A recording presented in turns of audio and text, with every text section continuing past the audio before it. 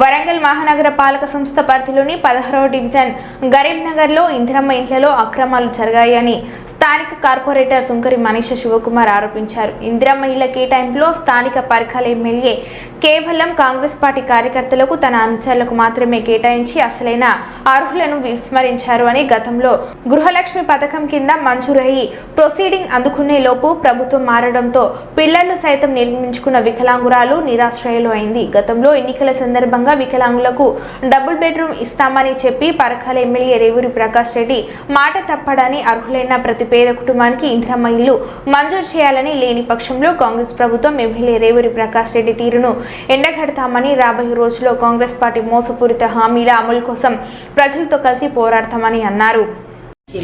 గృహలక్ష్మి కింద ఇల్లు వచ్చింది వస్తే అప్పుడు మేము ఏం చేసినాం కదా, ఈ ఇల్లు ఊళ్ళో కొట్టుకొని ఇల్లు పిల్లర్స్ వేసుకున్నాం. ఇప్పుడు కేసీఆర్ ప్రభుత్వం పోయింది, కాంగ్రెస్ ప్రభుత్వం కడిగిపోతుంది. ఇప్పుడు మేము ఇయ్యమని అంటున్నాం.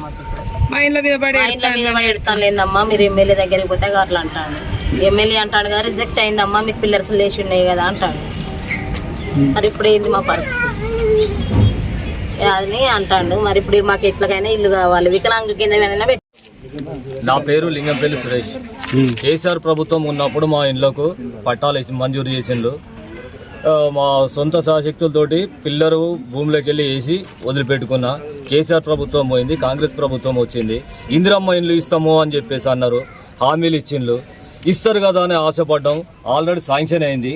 శాంక్షన్ అయిన తర్వాత మళ్ళీ రిజెక్ట్ చేసిండ్రు. వాళ్ళే ఎందుకు రిజెక్ట్ చేసిండ్రు అంటే, మీరు పిల్లర్ వేసి ఉన్నారు కాబట్టి మీకు ఇల్లు అనేది వర్తించదు, ఓపెన్ ల్యాండ్లో మాత్రమే మేము ముగ్గు పోచింది, శాటిలైట్ తోటి చూస్తున్నాం, దాంతో చూస్తున్నాం, వీటికి ఏమన్నా అడ్జస్ట్ మాత్రం రాదు, రిజెక్ట్ అయిపోయింది అని చెప్పేసి అన్నారు.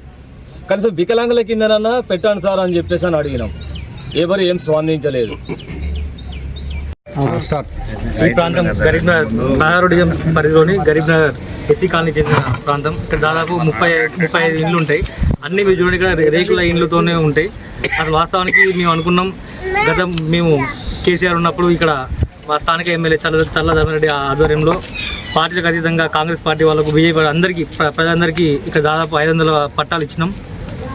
ఇది చెరువుగా కింద ఉండే భూమి. ఇది పట్టాలు ఇవ్వడానికి ఇబ్బంది ఉంటే దీన్ని ఆయన కన్వర్షన్ చేసి కేసీఆర్ స్పెషల్ ఇంట్రెస్ట్తోని బయటికి వెళ్ళి కూడా అని చెప్పారు. మేము చూసినాం, గత సంవత్సరంన్నర కాలం నుంచి ఒక్క పని చేసింది లేదు.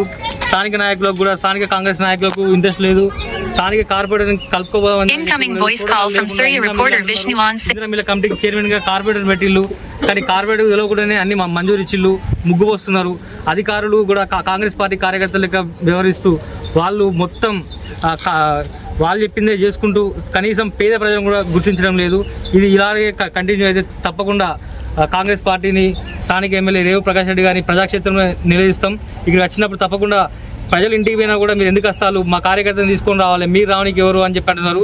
కానీ మేము గత 10 సంవత్సరాలుగా ఇక్కడ మేము ఉన్నాం, కానీ ఎప్పుడు మా ఎమ్మెల్యే చల్లధర్మారెడ్డి గారు ఎవరింటికి పోయినా కూడా మాట్లాడిండు.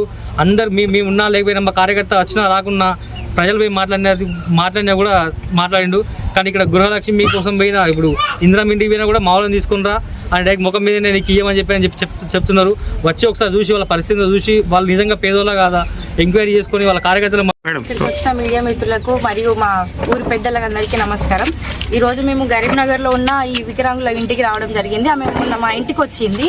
వాళ్ళకు గత ప్రభుత్వం మేము బీఆర్ఎస్లో ఉన్నప్పుడు ఆమెకి పట్టా ఇవ్వడం జరిగింది. అలాగే గృహలక్ష్మి కింద ఇల్లు కూడా రావడం జరిగింది.